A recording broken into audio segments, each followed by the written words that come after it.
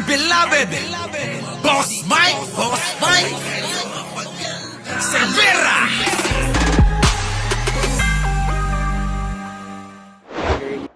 Kita nyo mga kababayan si Sara. Pansinin nyo kung paano mga twiran. Bukod sa pagiging war freak, bukod sa pagiging suplada, oo, mainitin ang ulo, kung ano-ano pa. Oo, lahat, pinakyaw niya na. Oo. Yung pag-uugali, na alam nyong spoiled brat, yan, ganyan na ganyan siya. Ang tuloy. Are you going to attend the hearing? That is something na sinuggest na ng lawyer ko sa akin. Ano? Sabi niya, sagutin mo na lahat. O, yun naman pala eh. Tama yung lawyer mo. Punta ka na, sagutin mo na lahat yung binibintang sa'yo. Diba? Kasi may sagot naman lahat eh. O, may sagot naman pala lahat. Eh, bakit hindi mo ilahad? Diba? Diba, Priscilla? Nasaan na yung kumpare ko, si Jerry? O, tignan mo yan, baka mamaya, nasa kumari mo lang yan. Tuloy. But then, sabi ko sa kanya, I already gave my reasons. By prinsipyo, bakit ako sasagot sa mga taong hindi inosente. Kita nyo, nadulas pa. Sabi niya, bakit daw siya sasagot sa mga taong hindi din naman, disente. Inosente. Oh. So, ibig sabihin, Sara, hindi ka ba inosente? Parang sinasabi niya, mga kababayan, bakit naman ako pupunta dyan? Para sumagot sa mga alam ko naman taong hindi rin naman inosente. Tapos medyo nadulas ng konti. Mukhang naisip niya ay mali. Ganon huli sa bibig mga kababayan. Pasok. Pakinggan nyo.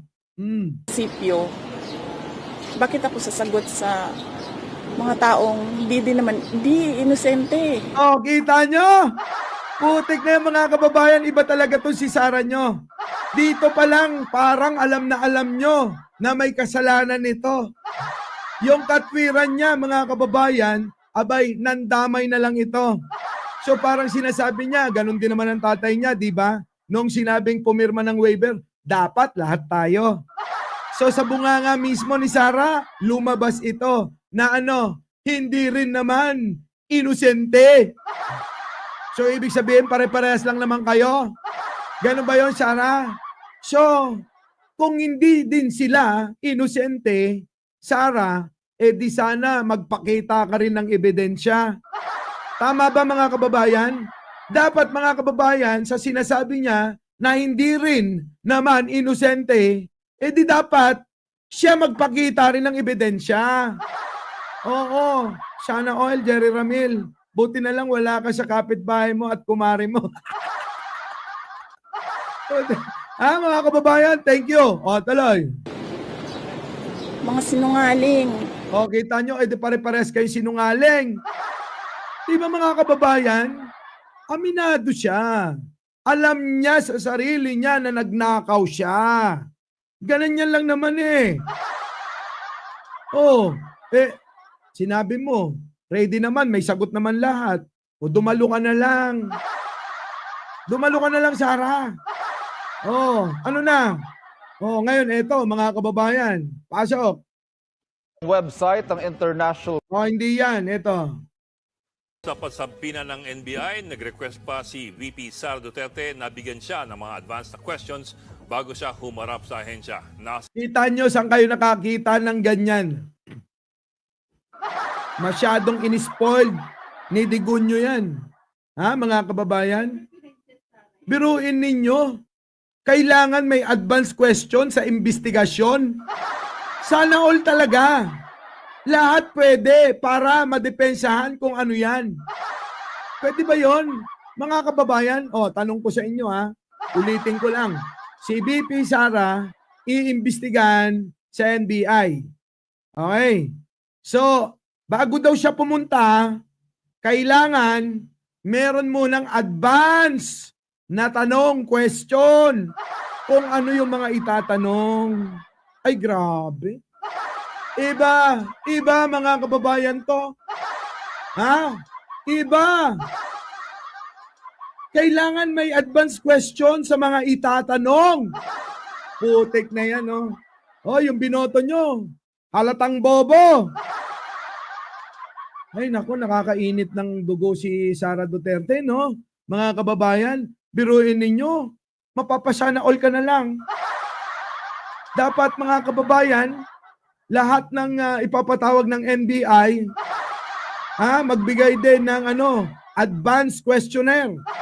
Para nang sa ganon, mga kababayan, tayo, mapaghandaan natin yung ating ikakatwiran. Ay, Lord. Isama mo na rin, Sara. Yung alin? Yung judge, piskal, ombudsman, at Supreme Court. Pagka nagpadala sila ng subpoena, sa'yo, kailangan, sulatan mo. No, sulatan natin. Pahingi ng advance questionnaire para masagot ko. Ay, grabe talaga naman. Ulit. Hindi na nga sumipot sa pasampina ng NBI, nag-request pa si VP Sara Duterte na bigyan siya ng mga advanced na questions bago siya humarap sa ahensya. Kita nyo, meron talaga. Kailangan ng advance questionnaire para dumalo siya. Kung hindi, wala. Manigas kayo dyan. Uray agpugi-pugiit kayo, hanap mapan. Kuna naman. Ay, puta Sara, iba ka talaga. Nay, nako, iba talaga si Sara. Kitaan nyo, kitaan nyo, kabagis, kakabsat. Nya ko na. Ikandak pa'y, iti advance questionnaire, bago mapan. Diba? Nohaan kayo mangitid, uray agpugi-pugiit kayo, tayo. Hanap mapan. Ay, nako, mga kababayan. So, ito na nga. Mga kababayan. Bibilisan lang natin tong live na to para maihatod ko pa. Sino? Si Jen Angeles ko. Ito na, mga kababayan. Kasunod niyan, ito balikan ko to. Konektado to kung gaano kasinungaling, gaano kagaling gumawa ng kwento, gaano kagaling gumawa ng drama, etong si Sara Duterte nyo. Okay pasok. So mukhang sila po yung pumili na patayin po yung ilaw doon sa press con. Tao ng OVP ang nakalapit, noon nga pong nakakarinig tayo ng, although hindi pa natin confirm nung umpisa, na nahihirapan daw huminga si Atty. Lopez. So ang mga tao ho doon, tao ho ng OVP at hindi po yung security natin. Maliwanag yan, mga kababayan Tapos binaliktad nila yan. Binaliktad nila yung kwento na sabi ang nagbabantay ay yung mga sergeant at arms ng Kongreso. Ganyan yon. Balikan ko uli yan. Ito, balik ko naman si Sara. Mga kurap. Mga kurap daw, pare-pare sila. At ulitin ko yung utang bayaran niya yung utang niya. Parang yung katwiran niya parang yung chismosa sa kanto. At yung kapitbahay ninyo, nung wala na masabi, yung utang mo na personal nyo. Yung personal nyo na problema na wala namang kinalaman yung bayan, ayan na yung pandadali niya. Yung utang nyo, bayaran nyo yung utang mo. Bayaran mo. Ganun, mga kababayan. Grabe. Ibang klase si Sara, Matapos nga ito yan na. Sino ba may utang sa'yo? Are you going to attend the hearing? That is something na sinuggest na ng lawyer ko sa akin. Sabi niya, sagutin mo na lahat. Kasi may sagot naman lahat But then, sabi ko sa kanya, I already gave my reasons. By prinsipyo, bakit ako sasagot sa mga taong hindi inosente. Mga sinungaling. Mga kurap. Di pare-pares na sila. Hindi daw. Hindi rin naman daw inosente, mga sinungaling at mga kurap. Sara, parang humarap ka sa salamin Do ikaw yung sinasabi mo. O ngayon sinasabi mo, dahil hindi lang naman ikaw ang korap, hindi lang naman ikaw ang sinungaling at inosente, yung mga pinagsasabihan mo sana, magbigay ka ng ebidensya para nang sa ganon, matalakay at maimbestigahan. Nang katulad mo, nando doon sa Quadcom sila, pinag-uusapan, binubusisi kung ano yung mga pagkakamali. Di ba? Tuloy. At ulitin ko yung utang bayaran niya yung utang niya. Kita nyo mga kababayan yung itsura? Tapos ngayon, hindi lang yun. Pati yung utang mo, bayaran mo Putik na yan mga kababayan ko, konti lang yung nagla-like. Sa mga bagong dating, opo, magli-5,000 na tayo, pero parang kokonti pa lang yung may gusto. Alam nyo ba, kapag nakikita ko na maraming like dito, pakiramdam ko, sikat na sikat ako. Biro lang yun, mga kababayan. Yung totoo, tuwang-tuwa ako. Okay, so ito na, balikan natin. Etong yung nangyari nga sa kanyang syota, kaya siya nanawagan ng people power. Patakot sila, napapasukin sila ng mga sarili nilang tao doon po sa loob ng kwarto. Good evening. Pwede po tayo magbukas. Nakakalmado po nung sitwasyon. Nagtanong pa nga po si ma'am, baka po gusto niyong mag-robe. So, ibig sabihin po, iniisip pa po nung nag-deliver ng order, yung sitwasyon ba, kung kailangan niya magtakip, kung nakapajamas nga po talaga siya, Mr. Chair. So, nung pumasok na sila sa loob, nandun po yata yung pag-surrender nung cellphone. Po, inabot po ni Yusek Lopez doon po sa personnel, tapos inabot niya pa doon sa staff. Kita natin, wala namang escalation po, hindi ninakaw, it wasn't forcibly taken from them. The fact that they were able to stay. Nandiyan na si Banat Boy, baka gusto niyo naman puntahan. Hindi kasi regular na nagla-live yan si Banat Boy, supportahan niyo yan mga kababayan. Ito, puntahan niyo yung channel niyan. Nakita niyo naman hanggang ngayon, Uniteam yan. A full-blown press conference all throughout that time.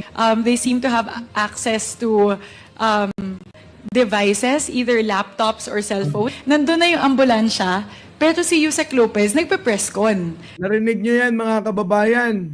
Ganyan ang kaganapan sa syota di umano ni Sara. Habang nagpatawag daw sila ng ambulansya kasi may emergency, mga kababayan. Kaso, nagtaka sila mga kababayan, may emergency pero may pa-press con. Nagpe-press con habang may emergency. Putik na yan mga kababayan. Siyang ka nakakita. Emergency. Inuuna pa makipag-chismisan.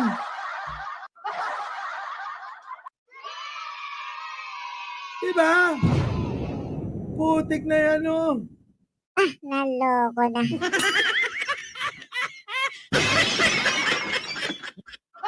Tuloy. So parang kung merong immediate medical emergency, siguro she wouldn't be in the state to actually conduct a press conference. Ambulansya po ng Diliman doctors yung dumating. Totoo naman, kung totoong may emergency yan, dapat wala nang chismisan. Hindi naman press con yun Hindi yung press con, chismisan. Baka naman emergency, hindi sa sakit, kundi emergency na makapagplano, malaman ng mga tangang tao na, itong sino, syota ni Sara Duterte, ay nandun, nakakulong sa Quadcom. Para naman, magalit kayo kasi yung syota ko, kinulong ng mga congressman. Kaya mga tanga bobo na tagasunod ko, pwede ba mag-rally na kayo sa EDSA? Kaya yung mga uto-uto mga kababayan, ayun, nagsipagtakbuhan. Ang ilang dose-dosenang mga taong grasa, tambay sa kanto, at yung mga nandiyan sa gilid-gilid ng panulukan ng Ortigas Avenue. Putik na yung mga kababayan. Saglit lang nandun yung ilan. 200 tao. Kasama anino, 4 na dosena na sila doon. Oh. Ganun ang nangyari. And wala naman ho sanang problemang makapasok yon. First, kung talaga hong confirm na merong medical emergency. But then again, vehicle ho yun na hindi organic sa House of Representatives. So, it has to be approved by the Secretary General. Hindi pa po namin alam dahil wala ho tayong tao doon sa kwarto ni Atty. Lopez kung talagang legit yung nararamdaman, yung reklamo. So, at nung makumpirma nga ho natin na meron talagang medical emergency, yung doktor po ang pinapasok natin. Yung doktor na nasa loob ng ambulansya para ho ma-check si Atty. Lopez. So Mr. Chair, base po sa sinasabi ni Saa, tumawag sila ng ambulansya ng 1:00 ng madaling araw kahit walang medical emergency. So 2:30 na po ng madaling araw nung nagkaroon ng tunay na request para po dahil meron na daw pong sinasabing medical emergency. At Kita nyo mga kababayan, umabot pa ng ilang oras. Bago pa't nauna dyan, yung sinasabi nilang may emergency. Tapos ang nangyari mga kababayan, yung emergency, kailangan mauna yung press con, chismisan. Nung nagchismisan sila mga kababayan, mukhang doon napag-isipan, dali na, gawin mo na agad yan. Magsakit-sakitan. Magsakit-sakitan. Kasi alam nyo mga kababayan, eto tingin ko dyan. Ito tingin ko. Itong si Lopez, na syota ni Sara Duterte, sabi ni Montolpo, eto mga kababayan, pag eto nagsalita, sigurado, lahat ito timbuang. Kung inyo mapapansin, si Digunyo, ano sabi? Kahit si Digunyo pinananawagan, pati daw yung kanyang tao na si Lopez ay pinag-iinitan. Binanggit mga kababayan. Sa sobrang takot ng mga Duterte at mga kakampi, tinawagan si Bato, si Bongo, si Aimee, na manang ko, at iba pang mga kaalyado. Ano nangyari mga kababayan? Nandun, full force sila dumating doon sa kwartong kung saan nakakonfine kahit walang sakit yung syota ni Sara Duterte. Biruin ninyo mga kababayan, yung mga tao na yan na nakita nyo. Nung nagkabagyo, hindi nyo nakita sa mga lalawigan nyo. Pero, nung nagkaroon ng sakit-sakitan, ng tinapa mga kababayan, nandoon yung mga yon at nagpakita pa ng mga litrato na nagpapakita daw di umano ng pagsuporta. Malupit, oo. Ibang klase. Ibang klase to si Sara Duterte. Kaya alam nyo, takot na yan si Sara Duterte na etong si Lopez magsalita na rin. Dahil kung inyo matatandaan, thank you naman Aquaman,